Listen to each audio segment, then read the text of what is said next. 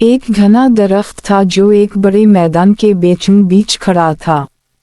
یہ درخت صدیوں سے وہیں موجود تھا، اپنی مضبوط تنوں اور شاخوں کے ساتھ آس پاس کے ماحول کا حصہ بن چکا تھا۔ اس کے سرسبز پتے ہوا کے ساتھ جھومتے تھے اور اس کے نیچے چھوٹی چھوٹی مخلوقات سایہ حاصل کرتی تھیں۔ درخت نے موسموں کو بدلتے دیکھا تھا، موسم بہار کی نرم ہوا سے لے کر خزاں کے پیلے پتوں تک۔ ایک دن ایک چھوٹا سا پرندہ جس کا نام چڑیا تھا، لمبی پرواز کے بعد تھک کر اس درخت کی ایک شاخ پر آ بیٹھا۔ چڑیا نے اپنی ننھی سی چونچ سے اپنے پروں کو صاف کرنا شروع کیا اور آرام کرنے کے لیے کچھ دیر وہیں رک گئی۔ درخت نے پہلی بار اس چڑیا کو دیکھا اور اس سے بات کرنے کی کوشش کی۔ تم کہاں سے آئی ہو؟ درخت نے دھیرے سے پوچھا۔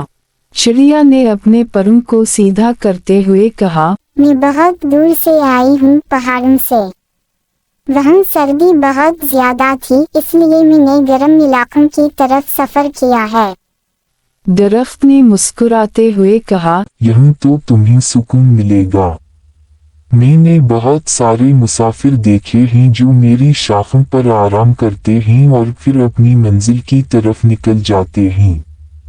تم کتنی خوش نصیب ہو کہ آزاد ہو اور جہاں چاہو جا سکتی ہو۔ چڑیا نے درخت کی بات پر غور کرتے ہوئے کہا، آزادی بہت بڑی نعمت ہے، لیکن اس کا مطلب یہ بھی ہے کہ ہمیں ہمیشہ سفر میں رہنا پڑتا ہے۔ کبھی کہیں گھر نہیں ہوتا، کوئی ایسی جگہ نہیں جہاں ہم ہمیشہ رہ سکیں۔ تم کتنے خوش قسمت ہو کہ تمہارے پاس اپنی جڑیں ہیں، تمہاری جگہ ہمیشہ وہیں ہوتی ہے۔ درخت نے آہستہ سے کہا، ہاں، لیکن اس کا مطلب یہ بھی ہے کہ میں کبھی دنیا کو نہیں دیکھ سکتا۔ میں یہاں صدیوں سے کھڑا ہوں، میں نے بس وہی کچھ دیکھا جو میرے ارد گرد ہے۔ میں تمہارے جیسا آزاد نہیں ہوں جو جہاں چاہے جا سکے۔ چڑیا نے مسکراتے ہوئے کہا، شاید تم صحیح کہہ رہے ہو، لیکن ہر ایک کے پاس اپنی اپنی ذمہ داریاں اور زندگیاں ہوتی ہیں۔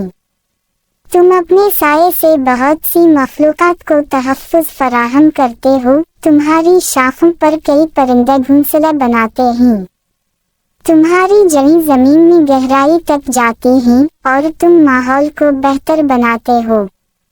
درخت نے دھیرے سے ہوا میں ہلکی سی سرسراہٹ پیدا کی اور کہا، شاید تم ٹھیک کہتی ہو، ہر کسی کی اپنی اہمیت ہوتی ہے۔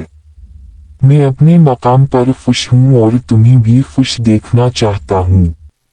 چڑیا نے اپنی ننھی چونچ سے درخت کی شاخ کو چھوتے ہوئے کہا، ہم سب کی زندگی میں سفر اور قیام کا اپنا اپنا وقت ہوتا ہے۔